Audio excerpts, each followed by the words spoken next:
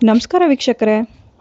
ಖಾಸಗಿ ವ್ಯಕ್ತಿಯ ಹೆಸರಲ್ಲಿದ್ದ ಕಂದಾಯ ದಾಖಲೆಗಳಲ್ಲಿ ಹೆಸರು ಬದಲಾಯಿಸಿದಾಕ್ಷಣ ಆಸ್ತಿಯ ಮಾಲೀಕತ್ವ ಬದಲಾಗೋದಿಲ್ಲ ಅಂತ ಹೇಳಿ ಹೈಕೋರ್ಟ್ನ ಕಲಬುರಗಿ ಪೀಠ ಮಹತ್ವದ ತೀರ್ಪು ನೀಡಿದೆ.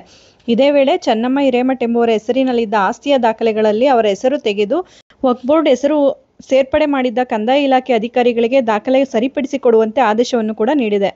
ರಾಯಚೂರಿನ ರೈತ ಮಹಿಳೆ ಚೆನ್ನಮ್ಮ ಹಿರೇಮಠ್ ಎಂಬುವರು ಸಲ್ಲಿಸಿದ ಅರ್ಜಿ ವಿಚಾರಣೆ ನಡೆಸಿರುವ ನ್ಯಾಯಮೂರ್ತಿ ಸೂರಜ್ ಗೋವಿಂದರಾಜ್ ಅವರಿದ್ದ ನ್ಯಾಯಪೀಠ ಈ ಆದೇಶ ನೀಡಿದೆ. ಅರ್ಜಿದಾರರ ಹೆಸರಿಗೆ 60 ದಿನಗಳಲ್ಲಿ ದಾಖಲೆಗಳನ್ನು ಸರಿಪಡಿಸಿಕೊಡುವಂತೆ ಅಧಿಕಾರಿಗಳಿಗೆ ಹೈಕೋರ್ಟ್ ನಿರ್ದೇಶಿಸಿದೆ. ಹೈಕೋರ್ಟ್ ತನ್ನ ತೀರ್ಪಿನಲ್ಲಿ ಪ್ರಾದೇಶಿಕ ಆಯುಕ್ತರು ಹೊರಡಿಸಿರುವ ಆದೇಶಗಳನ್ನು ತಹಶೀಲ್ದಾರ್ ತಪ್ಪಾಗಿ ಅರ್ಥೈಸಿಕೊಂಡಿದ್ದಾರೆ. ಒಂದು ಆಸ್ತಿ ವಕ್ಫ್ ಮಂಡಳಿಗೆ ಸೇರಿದ್ದರೆ ಅಂತಹ ಸಂದರ್ಭದಲ್ಲಿ ದಾಖಲೆಗಳನ್ನು ಸಮಗ್ರವಾಗಿ ಪರಿಶೀಲನೆ ನಡೆಸಿ ನಂತರ ದಾಖಲೆಗಳಲ್ಲಿ ಹೆಸರು ಸೇರ್ಪಡೆ ಮಾಡಬೇಕು. ಆದರೆ ಈ ಪ್ರಕರಣದಲ್ಲಿ ಯಾವುದೇ ಪರಿಶೀಲನೆ ನಡೆಸದೆ ಏಕಾಏಕಿ ಹೆಸರು ಬದಲಾವಣೆ ಮಾಡಲಾಗಿದೆ ಎಂದು ನ್ಯಾಯಾಲಯ ಹೇಳಿದೆ. ಅಲ್ಲದೆ ಈ ಹಿಂದೆ ಹೈಕೋರ್ಟ್ ಅರ್ಜಿದಾರರ ಮನವಿ ಪರಿಗಣಿಸಲು ಅಧಿಕಾರಿಗಳಿಗೆ ನಿರ್ದೇಶಿಸಿದ್ದರೂ ಸೂಕ್ತ ಕ್ರಮ ಕೈಗೊಂಡಿಲ್ಲ.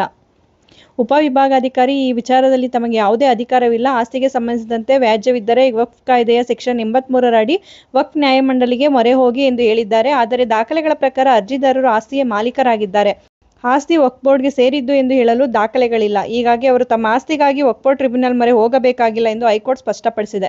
ಅಂತಿಮವಾಗಿ ಆಸ್ತಿಯ ಹಕ್ಕುಸ್ವಾಮ್ಯದ ಕುರಿತಂತೆ ವಿವಾದಗಳಿದ್ದಲ್ಲಿ ಅವುಗಳನ್ನು ಪರಿಶೀಲಿಸಿ ಸೂಕ್ತ ಕ್ರಮ ಕೈಗೊಳ್ಳಲು ತಹಶೀಲ್ದಾರ್ಗೆ ಸ್ವಾತಂತ್ರ್ಯವಿದೆ ಎಂದಿರುವ ಹೈಕೋರ್ಟ್, ಅಂತಹ ಕ್ರಮ ಕೈಗೊಳ್ಳುವುದಿದ್ದಲ್ಲಿ ಅರ್ಜಿದಾರರಿಗೆ ನೋಟಿಸ್ ನೀಡಿ ಆಕ್ಷೇಪಣೆ ಸಲ್ಲಿಸಲು ಅವಕಾಶ ನೀಡಿ ನಂತರ ಸೂಕ್ತ ನಿರ್ಣಯ ಕೈಗೊಳ್ಳಬೇಕು ಎಂದು ಹೈಕೋರ್ಟ್ ಕಂದಾಯ ಅಧಿಕಾರಿಗಳಿಗೆ ನಿರ್ದೇಶಿಸಿದೆ.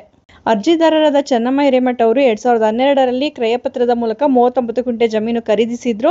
ಈ ಜಮೀನು ಪೂರ್ವದಲ್ಲಿ ಹಸನ್ ಖಾನ್ ಹಾಗೂ ಹಕೀಂ ಖಾನ್ ಎಂಬುವರಿಗೆ ಮಂಜೂರಾದ ಇನಾಮ್ ಜಮೀನಾಗಿತ್ತು. ಆ ನಂತರದಲ್ಲಿ ಒಬ್ಬರಿಂದೊಬ್ಬರಿಗೆ ಮಾರಾಟವಾಗಿ ಕೊನೆಯದಾಗಿ ಚೆನ್ನಮ್ಮ 2012ರಲ್ಲಿ ಶಿವಾನಂದ್ ಎಂಬುವರಿಂದ ಜಮೀನು ಖರೀದಿಸಿದ್ರು. 2017ರಲ್ಲಿ ವಕ್ಫ್ ಬೋರ್ಡ್ಗೆ ಸಂಬಂಧಿಸಿದ ಆಸ್ತಿಗಳ ಬಗ್ಗೆ ಪರಿಶೀಲನೆ ನಡೆಸಿ ಒಂದು ವೇಳೆ ಕಂದಾಯ ದಾಖಲೆಗಳಲ್ಲಿ ಹೆಸರು ಬದಲಾವಣೆ ಆಗಿದ್ದರೆ ಅವುಗಳನ್ನು ತೆಗೆದು ಕಂದಾಯ ದಾಖಲೆಗಳ ಕಾಲಂ ನಂಬರ್ 9 ಮತ್ತು 11ರಲ್ಲಿ ವಕ್ಫ್ ಬೋರ್ಡ್ ಹೆಸರು ದಾಖಲಿಸಲು ಕ್ರಮ ಕೈಗೊಳ್ಳುವಂತೆ ಪ್ರಾದೇಶಿಕ ಆಯುಕ್ತರು ಜಿಲ್ಲಾಧಿಕಾರಿಗಳಿಗೆ ಸೂಚಿಸಿದ್ದರು. ಅದರಂತೆ ಜಿಲ್ಲಾಧಿಕಾರಿಗಳು ಸಂಬಂಧಪಟ್ಟ ದಾಖಲೆಗಳಲ್ಲಿ ವಕ್ಫ್ ಹೆಸರನ್ನು ನಮೂದಿಸುವಂತೆ ತಹಶೀಲ್ದಾರ್ಗಳಿಗೆ ಆದೇಶಿಸಿದ್ರು.